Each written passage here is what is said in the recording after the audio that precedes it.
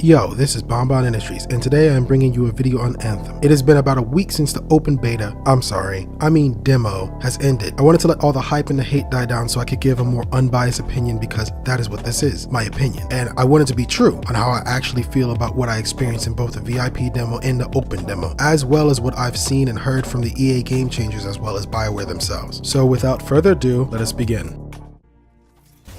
Let's start with the controls. Honestly, to keep it short and concise, they're awesome. I love them. They're great. Feels meaty and freeform. Coming from games like Spider-Man, Nier Automata, Warframe, Titanfall 2. These games really spoiled me on like freeform and smooth controls. Oh, and Destiny, even though a lot of people would probably disagree with me. I love Destiny's controls. Games like that made me really want something that gave me a little bit of freedom in controls, because games always talk about how they're so good, they're so great, and it's like, your controls suck. They're really bad. And it's like, I can't enjoy the game because the controls are bad. And there have been games like that I just can't stand. Like Borderlands. I don't like Borderlands controls. I don't like the Division's controls. I hate Red Dead's. Oh my gosh, the controls are bad. Game's good. Haven't beat it, but oh my gosh, the controls are just bad. But Anthem has like a weird middle ground between rigid and like smooth. It feels good because you're in a suit, so it makes sense, barring how you move around inside of Fort Tarsus. But that's a different story, because they said they'll change that. As well as on the controller, it just feels like they set it up well. The flight controls and everything are kind of attached to your movement and everything. The hover is attached to the same buttons you use to aim and move around with. The placement for melee is pretty okay. I don't like the switch weapon button. It's like holding down square or X if you're using a Xbox controller. It's weird. I don't like it. That's like one thing that bothers me. Another thing is, you're playing on mouse and keyboard. Using the mouse to fly kind of sucks, like really badly. But BioWare themselves said they fixed it, so I'm gonna accept what they say. If they didn't, well, that's their fault. But I'm gonna be playing it on console day one, so not really bothering me at the moment. But the best and most lasting feeling I get from the game's controls is the sheer weight of each javelin. The Colossus feels heavy. The Ranger feels balanced. The Storm feels like the glass cannon it should be, but it floats in the air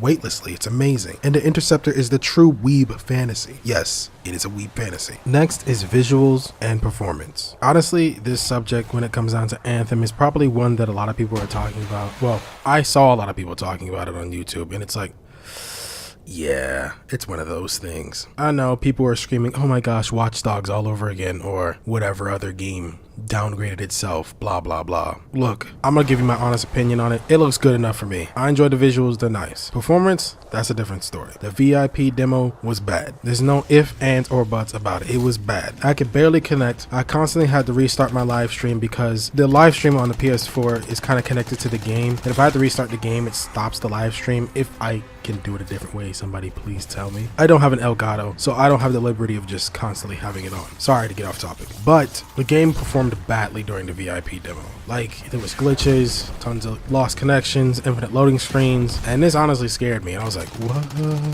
what am I getting myself into? But BioWare heard everyone's criticism, their issues, their problems. They even actively tried to fix it during the demo, but it wasn't quite enough. By the end of the demo, everybody was already worn out by the connection issues and everything. We got to play, but ultimately it just sucked. But at the end of it, we got, like, you know, if you played the VIP, you got all the javelins. That was cool.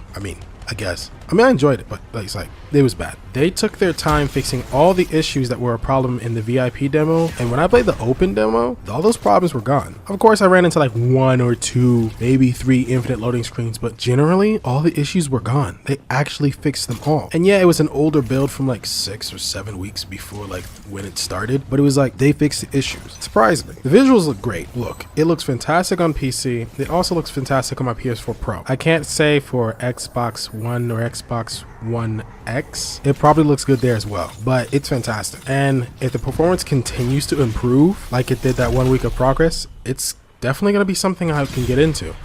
Come on, who's not tired of buying a game and it runs like crap on release day? Like, if I buy another game and it's just unplayable on release day, I don't know what I'm gonna do, man. Like, this is bad.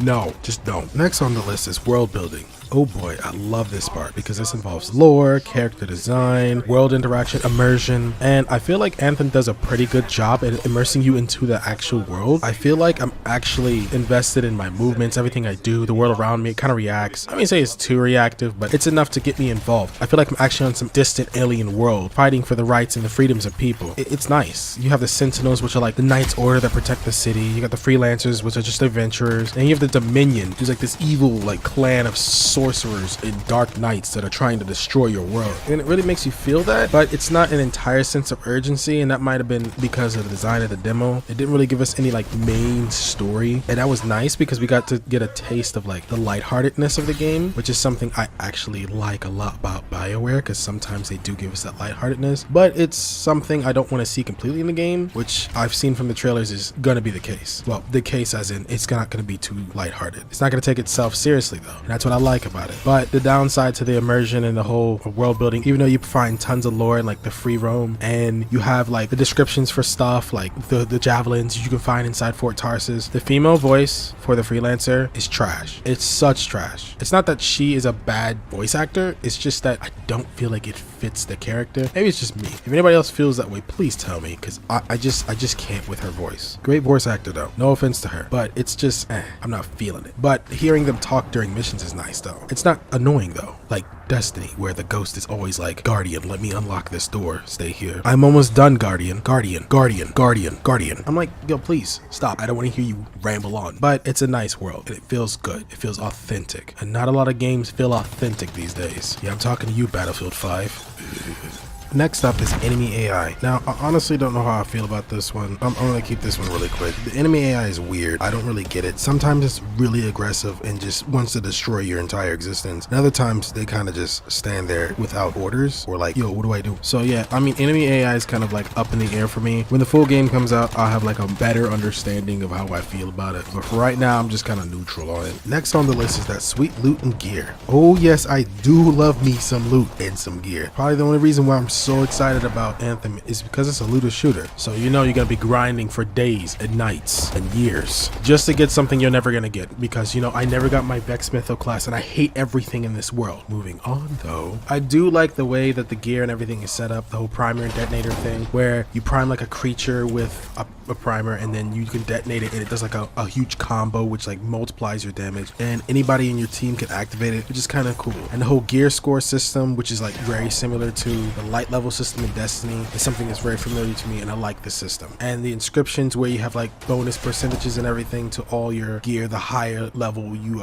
get into rarity, it's really nice. The collective pool system is something a lot of people don't like apparently, but I'm fine with it. It's kind of cool. I would like boss specific drops, but I mean, it's okay that it doesn't have that. I'm fine with that. The only problem I have with the whole loot and gear system would be the significance of weapons. I just feel like the weapons should have more weight to them. I know it's a game about abilities and being a cool Iron Man suit with magic, but it's like, yeah, we have guns. It's still a third-person shooter, and I still want to shoot things and feel like it's meaningful, not me just wasting ammo and time. So honestly, when I play Storm, I forget I have guns. I really do. Like, I don't use them at all. It's like, what is a gun? Nah, it's not space magic, so I'm not going to use it. Next on the list is something that looter shooter lovers both love and fear, and that's endgame. Now, what does endgame look like for Anthem? Well, according to the EA Game Changers and BioWare, and apparently everyone on the internet that's a professional on Anthem, it's cataclysms, shaper storms, the 3 strongholds that we get at launch, which one of them we played in the demo, constant updates, more story, which is apparently going to be free, and harder difficulties, and another weapon rarity or something like that. I don't know. I didn't really get into like much detail about it when I was like reading it. I just kind of skimmed over everything and kind of rushed through people's videos. I was like, okay, not that interesting, but I'm looking at it.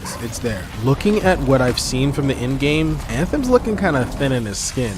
I mean, I'm a little worried about it because they're not being vocal, and I'm used to companies, well, not companies, but I'm used to people being vocal about what you can do after the game. Like, what am I gonna do? Okay, I beat the story. Cool. Okay, I collected all that stuff. Cool. What do I do after that? Is there something interesting? Am I gonna be stuck doing the same content for like 3 months straight? What am I gonna do? Looking at their roadmap, they have like a clear, concise idea of what they're gonna give us, but it's still very vague. But, you know, I'll give it a chance, and if it burns me, well, yeah. But in all seriousness, the end game needs to be something that keeps me coming back, something that makes me say, okay, this This is the game I want to play when I get home from school or work. This is the game that I'm looking forward to play with my friends. Everybody's on, everybody's enjoying it. I want Anthem to be that game. If it can succeed at it, well, whoop-de-freaking do. I'm pretty happy. If it can't, well, I mean, it's not like we didn't see it coming. Yeah, it is an EA game, which brings me to the next thing on my list. Developers and publisher. Now, we all know, we've all seen, we've all witnessed all the bad things EA has done. We've even seen them shut down another branch of BioWare that clearly wasn't ready to make a Mass Effect game. We've seen them destroy our childhood right in front of our eyes and laugh about it as they throw microtransaction after microtransaction after microtransaction at us. But honestly, the feedback that the devs at BioWare have given us, the fact that they're actually listening to us and being consciously vocal with us, the fact that they're not hiding anything from us and being very transparent about this game, it's something that gives me hope. What they did between the VIP demo and the open demo showed me that they actually care about this game, and that maybe EA is like, hey, let's let them do what they gotta do so they can get it done and make us some money. Of course, they're still a company, which worries me because the DLC story is gonna be free, but the cosmetics are gonna cost money. No, there's no loot boxes. Good, goody. I hate loot boxes with a passion. It's not because everybody hates loot boxes. No, I just personally don't like them. If I want something, I'm gonna buy it. I don't want a chance at buying it. I want to just buy it. Just let me get it, please. Problem is, with the idea of microtransactions, it's gonna cost probably a lot because your boys over at EA like to cause trouble and they're greedy. What happens when people get greedy? They act stupid and they make stupid decisions. Let's just hope your boys at EA don't get stupid and mess up the whole grind for the in-game currency, because you can buy cosmetics with in-game currency and purchasable currency. I'm just hoping that the in-game currency, I'm just gonna be real with you all, it needs to not be difficult to get, because if it is, yeah, it's gonna be funny. I'm gonna get me some popcorn. I'm gonna enjoy the show. The fireworks are gonna be beautiful. So last is honestly just my final thoughts on the whole experience and how I feel about Anthem going into the release. I'm cautiously hype about it. I'm really excited because I kind of want to be that Iron Man character, and I like the weird, I'm just gonna call it neo medieval theme going on. But at the same time, it's like, is this game gonna be worth it? Like, I'm paying money for this. I don't want to be burned on it, but I'm honestly going in it saying, you know what, I'm gonna give it a chance. Now, I'm sold on the game for right now. If you're not sold on getting the game, I think you should wait until some reviews come out, honestly, because this is something that anybody would be skeptical about. It's an EA game and it's made by BioWare, which is a company brand that just did bad. Now, of course, after playing the demo, I'm really excited. Can't wait to play Colossus and Interceptor. You know, Thick Boy and Weeb Squad. Yo, I'm ready. But it's something I would definitely think about before making the purchase, because if you make this $60 purchase, you're buying into a live service. You're not buying a game that you physically own, really. You're not buying something you can play offline. It's an online experience that you are buying into. And you're putting trust into the developers to actually give you the content that they say they're going to give you after launch and at launch. So I'm excited for it. Honestly, I can't wait for the game. The 22nd couldn't get here faster. It would be the 15th, but you know, I'm just going to buy it on PS4 because that's where all my friends are playing. I am going to get on PC eventually, but as an initial purchase, it's going to be on PS4. But I'm honestly excited. I really am. Like, this is a game style I've been looking for a very long time. Hopefully this will be the looter shooter that keeps me looting and shooting. I need this, please, because Destiny failed me and the Division is, I couldn't even get past like to level 3. It's just so bad. The controls are so bad. They're so bad. Well, that's been my take on Anthem from the demos. Laters.